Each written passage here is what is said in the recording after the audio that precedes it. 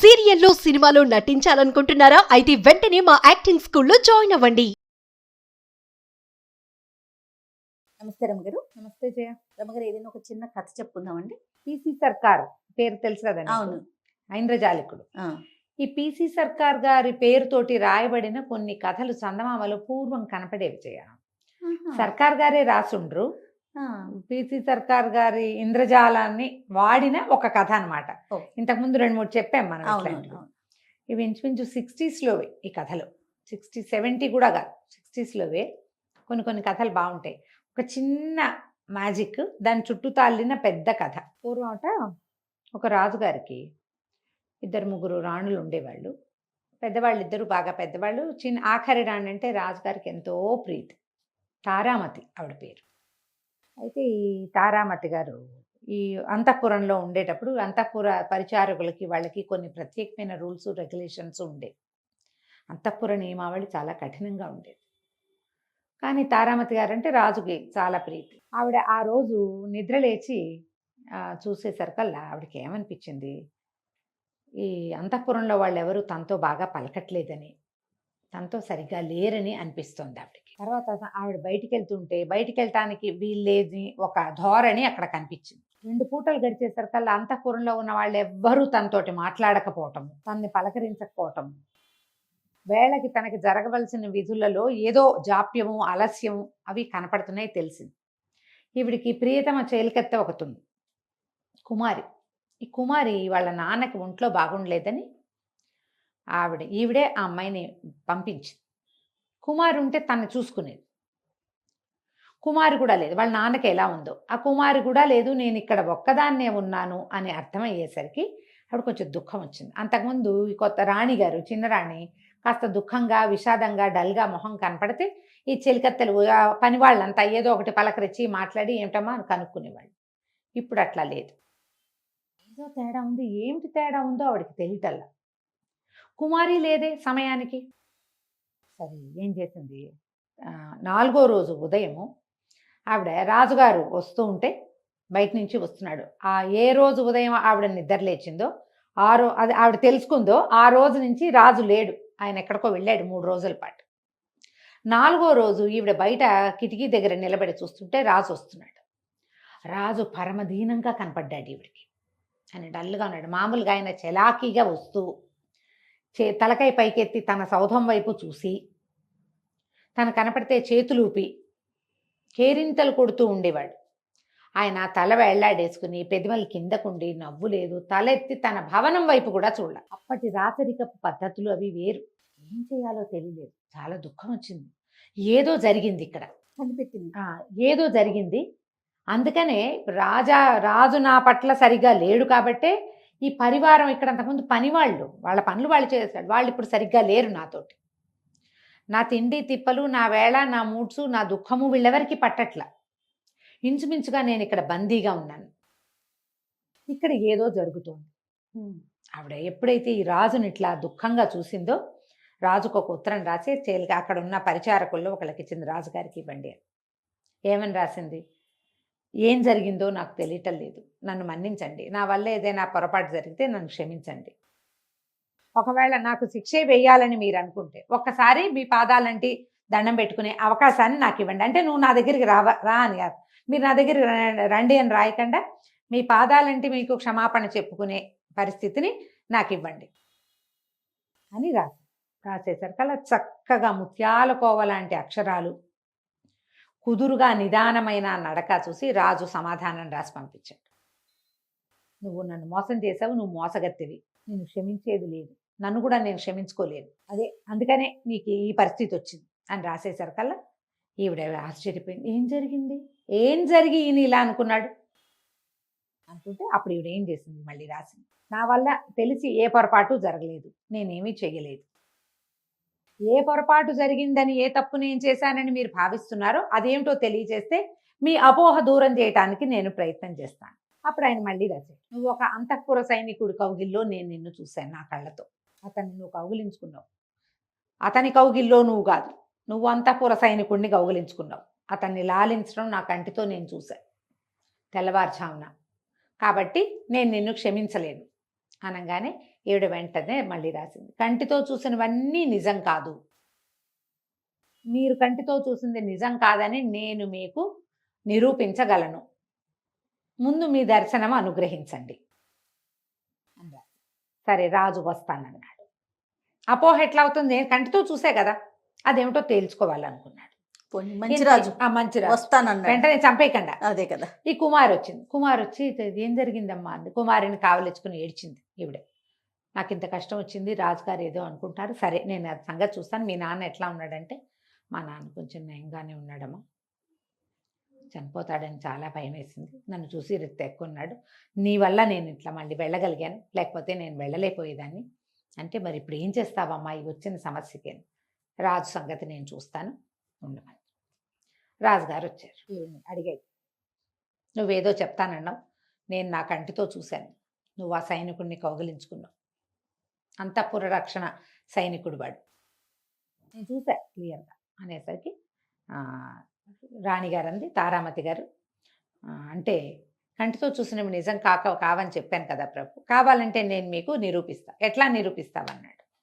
ఈవిడ ఒక కప్పు దాని మీద ఒక మూత అక్కడ ఉన్నాయి, మీ దగ్గర 4 బంగారు నాణ్యాలు ఉన్నాయా, ఆయన ఇట్లా దట్టిలో నాణ్యాలు ఉంటాయి, ఆ దట్టిలో నుంచి ఒక సంచి తీసి 4 నాణ్యాలు ఆవిడ చేతిలో పెట్టాడు. ఈవిడ ఏం చేస్తుంది, కప్పు ఖాళీ కప్పు ఉంది, అంత బౌల్ ఉంది, దాని మీద మూత ఉంది, ఆ మూత తీసి పట్టుకుని ఆ 4 నాణ్యాలు ఇందులో వేసింది, వేసాక మూత పెట్టింది, అది ఖాళీ కప్పు. ఇప్పుడు చెప్పండి ఈ బౌల్లో ఎన్ని నాణ్యాలు ఉన్నాయి, 4 నాణ్యాలు నేనే ఇచ్చా కదా, లెక్క పెట్టి నువ్వు వేసావు కదా అన్నాడు. సరే చూద్దాం అని ఆవిడ ఏం చేస్తుంది, ఆ కప్పుని ఇట్లా తీసి ఆ మూత తీసి కింద పెట్టి కప్పులో ఉన్న నాణ్యాలు ఎత్తి పళ్ళెంలో పోసింది, గల్లుమన్నాయి, తీశారు. రాజుకు పడుతూనే తెలిసిన ఎక్కువ పడుతున్నాయని, లెక్క పెడితే 1 2 3 4 5 6 7 8 8 ఉన్నాయి. రాజు ఆశ్చర్యపోయాడు, అదేమిటి అని. ఇత్తే ప్రభు, అప్పుడప్పుడు మన కళ్ళు మనని మోసం చేస్తాయి, మీరు ఇవాళ తెల్లవారుజామున మీరు ఏ కిటికీ దగ్గర చూశారో నన్ను, మీరు ఆ కిటికీ కనపడేలాగా నుంచోండి, మీకు ఒక వింత చూపిస్తాను నేనంది. తను చూస్తూ ఉండగా తను ఇచ్చిన 4 నాణ్యాలు 8 నాణ్యాలు అయ్యేసరికల్లా రాజు ఒక రకంగా నిర్ఘాంతపోయాడు ఆ సాయంకాలం వేళ. సరే తెల్లవారుజామున చూస్తానన్నాడు, ఆయన వెళ్ళిపోయాడు. తెల్లవారుజామున ఆయన వచ్చి తన గది కిటికీ దగ్గర నుంచున్నాడు, గది వరండాలు నుంచుంటే ఈ తారామతి గారి గది వాకిట్లో ఆవిడ ఒక సైనికుడిని కావలించుకొని కనపడింది ఆయనకి. ఒళ్ళు మండిపోయింది రాజు, ఇది నాకు చూపించే వింత, నేను ఏ దృశ్యం చూసి నా ప్రియతమ రాణి నేను ఎంతో ముచ్చటగా చూసుకుంటున్నది, ఎవరో ఒక సైనికుడిని కావలించుకుంది అని కదా, 4 రోజులు ఈమెను అంతఃపురంలో నుంచి బయటికి వెళ్ళనివద్దు, బందీగా ఉంచండి, రాణిగా జరపాల్సినవి ఏవి ఆమెకు జరపక్కర్లేదని ఆజ్ఞ చేసి నేను వెళ్తే నాకేమిటో నాణ్యాలు చూపించి ఇప్పుడు మళ్ళీ వాడిని కావలించుకుందే, వెళ్ళక్కడ. ఆయన కత్తి పుచ్చుకొని పరిగెత్తుకుంటూ వచ్చేసి ఏం చేశాడు, ఈ రాణిగారి కౌగిల్లో ఉన్నాడు కదా ఒకడు, ఇట్లా అంటోంది ఆవిడ భుజాల మీద, ఒక లాగి వాడిని ఒక్క తోపు తోయంగానే ఈ వెనక్కి జరిగిపోయిన రాణి చటుక్కున మళ్ళీ ఒక ముందుకే అడిగేసి ఆ సైనికుడుకున్న గడ్డము మీసము లాగేసింది. తీరా చూస్తే ఆ సైనికుడు బట్టలు వేసుకుని అక్కడ నుంచుని ఉన్నది కుమారి. ముందు రోజు సాయంత్రం వచ్చినప్పుడు రాజుగారికి ఒక మాట చెప్పింది ఈవిడ, నేను ఈ అంతఃపుర నిబంధనలు కొన్ని సడలించే ఒక పని చేశాను, అందుకు మీరు క్షమించాలి నన్నని చెప్పింది రాజుకి. ఈ 4 నాణ్యాలు 8 నాణ్యాలు చేసిందిగా, అప్పుడు ఆయన అన్నాడు, అది పెద్దదా చిన్నదా అన్నాడు. చాలా చిన్నది, అత్యవసరమయ్యే చేశాను, మీరు నన్ను క్షమించాలంటే సరే పర్వాలేదన్నాడు. ఇప్పుడు ఆ మాట ఇప్పుడు చెప్పిందనమాట. మీరు 4 రోజుల క్రితం తెల్లవారుజామున చూసింది అక్షరాల కుమారిని. కుమారి తండ్రి అనారోగ్యంతో ఉన్నాడు. అంతఃపుర నిబంధనల ప్రకారము సాయంకాలం దాటిన తర్వాత అసలు అంతఃపురంలో ఒక చెలికత్తెలుగా ఉన్న వాళ్ళు ఎవ్వరూ బయటికి వెళ్ళడానికి వీల్లేదు, అక్కడ రూల్ అది. చెలికత్తెలుగా బయట నుంచి ఆడపిల్లల్ని సెలెక్ట్ చేసి తెస్తారు లోపలికి, తెస్తే వాళ్ళు పంజరంలో చిలకల్లాగా ఉంటారు, లోపల పని చేయాలి తప్ప వాళ్ళు ఇళ్ళకెళ్ళి రావడాలు అవి కుదరవు. ఇన్ని సంవత్సరాలు అయిన తర్వాత, కొన్ని సంవత్సరాలు అయ్యాక వాళ్ళకి కొంత డబ్బు ఇచ్చి ఇక మళ్ళీ వెనక్కి రాకుండా పంపేస్తారు.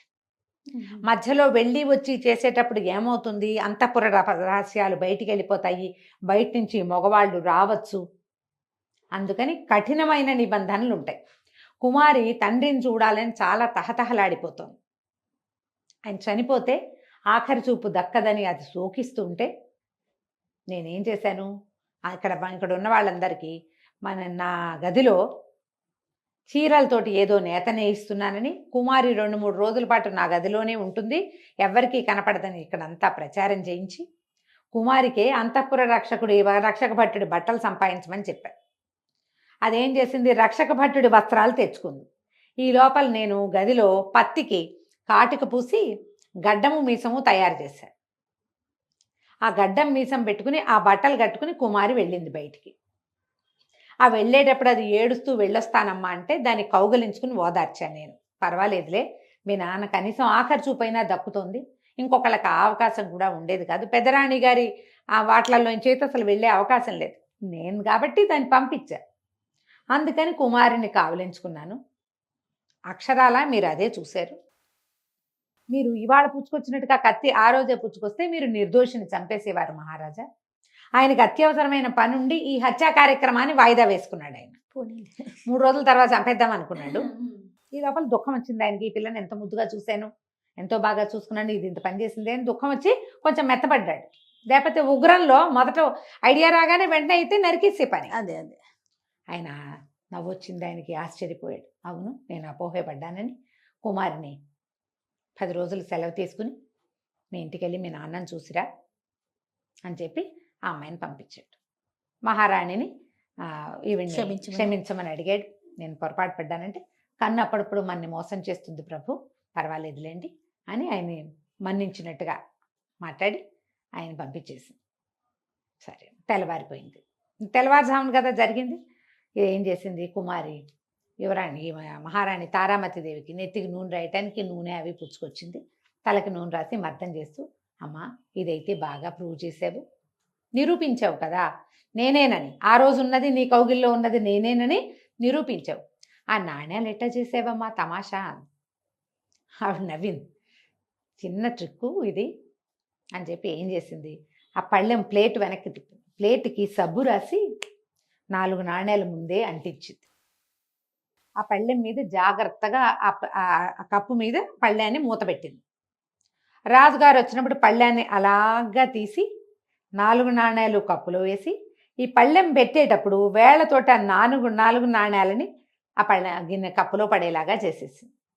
నేను ఆ రోజు నేను అంటించిన సబ్బు ఇంకా ఉంది చూడు అని, కుమారి పొరపాటును కూడా ఇది ఎవరికి చెప్పుకో, రాజును ఒప్పించడానికి ఇది మనం వాడాం, రేపొద్దున ఆయన నేను ఏ ట్రిక్ అయినా చేస్తానని అనుకోగలుగుతాడు కదా, అంతే.